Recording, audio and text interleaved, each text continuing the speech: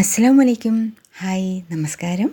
Real ഹോമിൻ്റെ പുതിയൊരു വീഡിയോയിലേക്ക് എല്ലാവർക്കും സ്വാഗതം. ഇന്നത്തെ വീഡിയോയിലെ സബ്ജക്റ്റാണ് NPK, അതായത് നൈട്രജൻ, ഫോസ്ഫറസ്, പൊട്ടാസ്യം. ഇത് ചെടികൾക്ക് എത്രമാത്രം, എങ്ങനെ, അതുപോലെ നമുക്ക് വീട്ടിൽ എങ്ങനെ ഉണ്ടാക്കിയെടുക്കാം.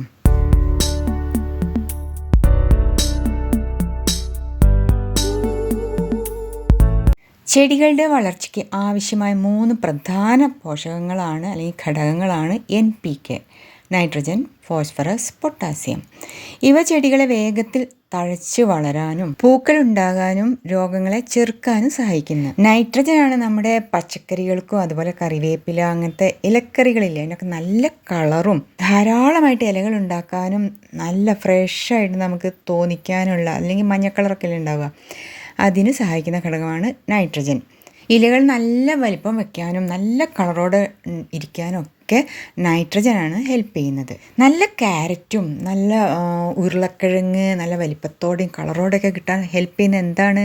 ഫോസ്ഫറസ് ചെടികളെ വേരുകൾ നന്നായി പടരാനും ആഴത്തിലിറങ്ങാനും പുതിയ പൂക്കൾ ഉണ്ടാക്കാനും വിത്തുകൾ പാകമാക്കാനും, അതായത് കായ്കൾ നന്നായി പിടിക്കാനും ഇത് സഹായിക്കുന്നു.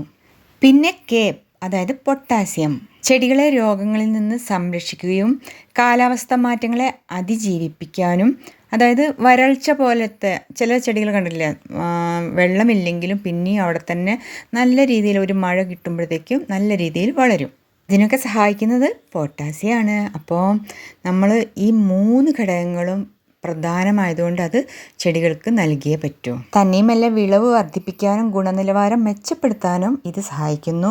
നമ്മുടെ ചട്ടികളിലെ ചെടികൾക്ക് ഇത് എന്തായാലും കൊടുത്തേ മതിയാകൂ. നമുക്ക് വളം ഡിപ്പോകളിൽ നിന്ന് NPK ഫെർട്ടിലൈസർ 2 തരത്തിലാണ് കിട്ടുക. ഒന്ന് വെള്ളത്തിൽ അലിയിച്ച് ചെടികൾക്ക് ഒഴിച്ചു കൊടുക്കാനുള്ളതും ഇങ്ങനെയുള്ള ക്രിസ്റ്റൽസ്, അല്ലെങ്കിൽ ഡയറക്റ്റ് മണ്ണിലോട്ട് കുഴിച്ചു മൂടാനുള്ള ഗ്രാന്യൂൾസോ കിട്ടും.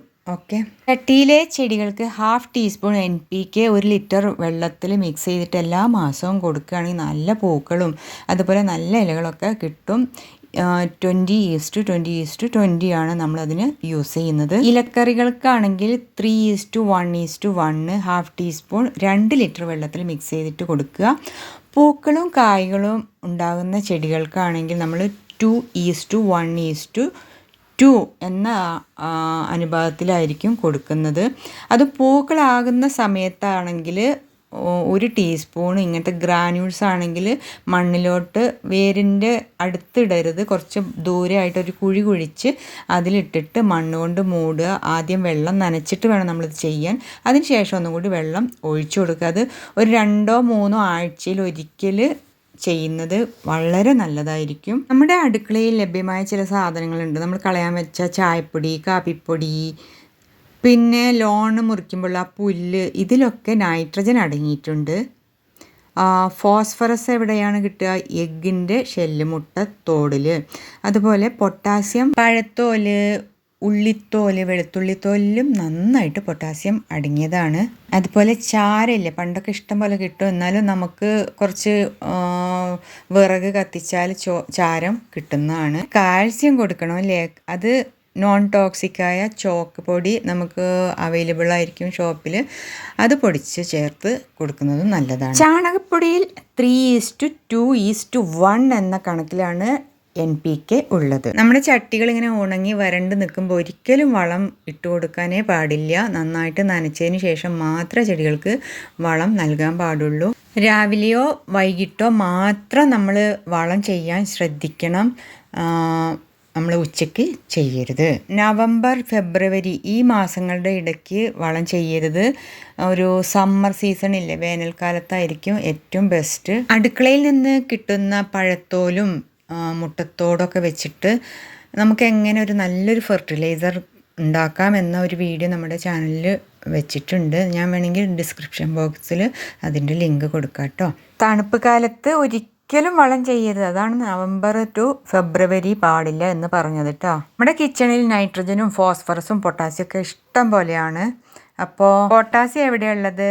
ബനാന പീൽസിൽ നന്നായിട്ട്, അതായത് പഴത്തോലിൽ പൊട്ടാസ്യം നന്നായിട്ട് അടങ്ങിയിട്ടുണ്ട്. ഫോസ്ഫറസ് ഉള്ളത് ഈ മുട്ടത്തോടിലാണ് കേട്ടോ.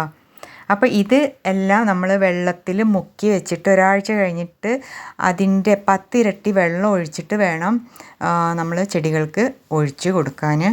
കാപ്പിപ്പൊടി ചായപ്പൊടിയിലൊക്കെ ഇഷ്ടം പോലെയാണ് നൈട്രജൻ അടങ്ങിയിരിക്കുന്നത്. അപ്പോൾ NPK എന്തിന്, എപ്പോൾ, എത്ര, ഏത് ചെടികൾക്കൊക്കെ ഏത് അനുപാതത്തിൽ എന്നുള്ളതൊക്കെ കുറച്ചെങ്കിലും നമുക്ക് മനസ്സിലായിട്ടുണ്ടാവും അല്ലേ? അപ്പം നിങ്ങളുടെ വിലയേറിയ അഭിപ്രായങ്ങൾ ഞങ്ങളിലേക്ക് കമൻസ് ബോക്സിലൂടെ അറിയിക്കുക. ഇഷ്ടപ്പെട്ട ലൈക്ക് തരിക, ഷെയർ ചെയ്യാൻ വിട്ടുപോകരുത്. സബ്സ്ക്രൈബ് ചെയ്യാത്ത ഫ്രണ്ട്സ് ആരെങ്കിലും ഉണ്ടെങ്കിൽ സബ്സ്ക്രൈബ് ചെയ്ത് നമ്മളെ ഒന്ന് സപ്പോർട്ട് ചെയ്യുക. അടുത്തൊരു നല്ലൊരു വീഡിയോ വരേക്കും അസ്സലാമു അലൈക്കും, നമസ്കാരം, bye. Thank you for watching my video.